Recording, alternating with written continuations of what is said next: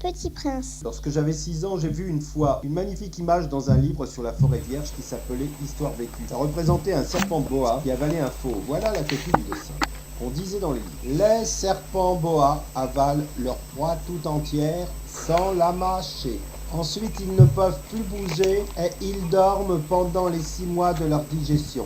J'ai beaucoup réfléchi sur les aventures de la jungle et à mon tour, j'ai réussi, avec un crayon de couleur, à tracer mon premier dessin. Mon dessin numéro 1, il était comme ça. J'ai montré mon chef-d'œuvre aux grandes personnes et je leur ai demandé si mon dessin leur faisait peur. Elles m'ont répondu: pourquoi un chapeau ferait-il peur? Mon dessin ne représentait pas un chapeau, il représentait un serpent boa qui digérait un éléphant. J'ai alors dessiné l'intérieur du serpent boa afin que les grandes personnes puissent comprendre. Elles ont toujours besoin d'explications. Mon dessin numéro 2 était comme ça. Les grandes personnes m'ont conseillé de laisser de côté les dessins de serpents boa ouverts ou fermés et de m'intéresser plutôt à la géographie, à l'histoire, au calcul et à la grammaire.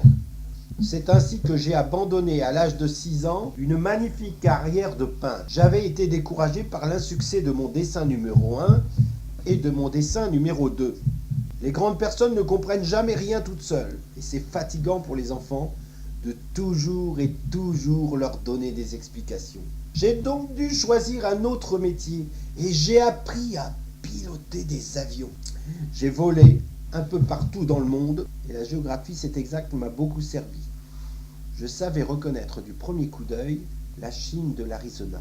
C'est très utile si l'on est égaré pendant la nuit. J'ai ainsi eu au cours de ma vie un tas de contacts avec des gens sérieux. J'ai beaucoup vécu chez les grandes personnes. Je les ai vus de très près.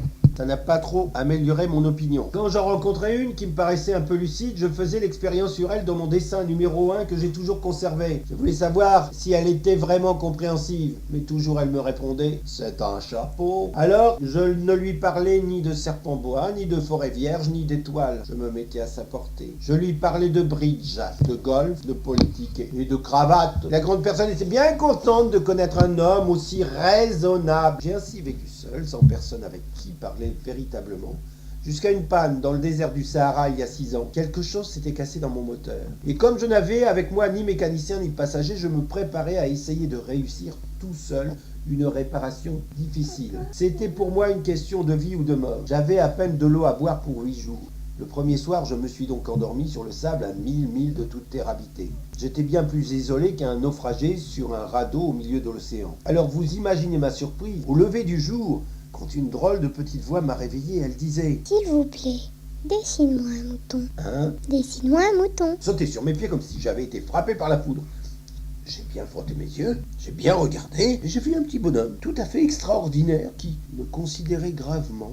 Voilà le meilleur portrait que plus tard j'ai réussi à faire de lui. Mais mon dessin, bien sûr, est beaucoup moins ravissant que le modèle. C'est pas de ma faute, j'avais été découragé dans ma carrière de peintre par les grandes personnes à l'âge de 6 ans et je n'avais rien appris à dessiner, sauf les boas fermés, les boas ouverts. Je regardais donc cette apparition avec des yeux tout ronds d'étonnement. N'oubliez pas que je me trouvais à 1000 milles de toute région habitée. Or, mon petit bonhomme ne me semblait ni égaré, ni mort de fatigue, ni mort de faim, ni mort de soif, ni mort de peur.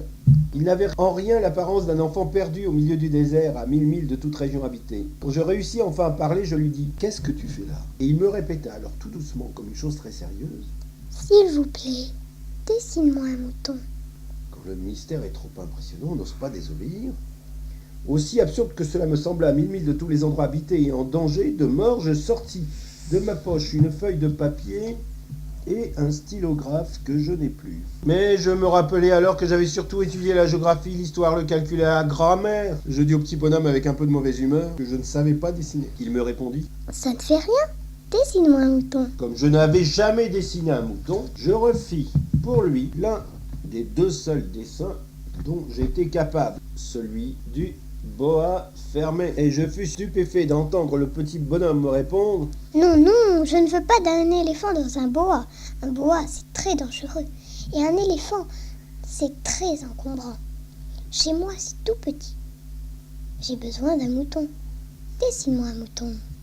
Alors, j'ai dessiné. Il regarda attentivement, puis: Non, celui-là est déjà très malade. Fais-en un autre. Je dessinais. Mon ami me sourit gentiment et avec indulgence. Tu vois bien, ce n'est pas un mouton, c'est un bélier. Il a des cornes. Je refis encore mon dessin, mais il fut refusé comme les précédents. Celui-là est trop vieux. Je veux un mouton qui vive longtemps. Alors, faute de patience, comme j'avais hâte de commencer le démontage de mon moteur, je griffonnai ce dessin ainsi. Et je lançai « Ça, c'est la caisse! Le mouton que tu veux est dedans !» Mais je fus bien surpris de voir s'illuminer le visage de mon jeune juge. C'est tout à fait comme ça que je le voulais. Crois-tu qu'il faille beaucoup d'herbe à ce mouton? Pourquoi? Parce que chez moi, c'est tout petit. Ça suffira sûrement, je t'ai donné un tout petit mouton. Il pencha sa tête vers le dessin. Pas si petit que ça. Tiens, il s'est endormi. Et c'est ainsi que je fis la connaissance du petit prince.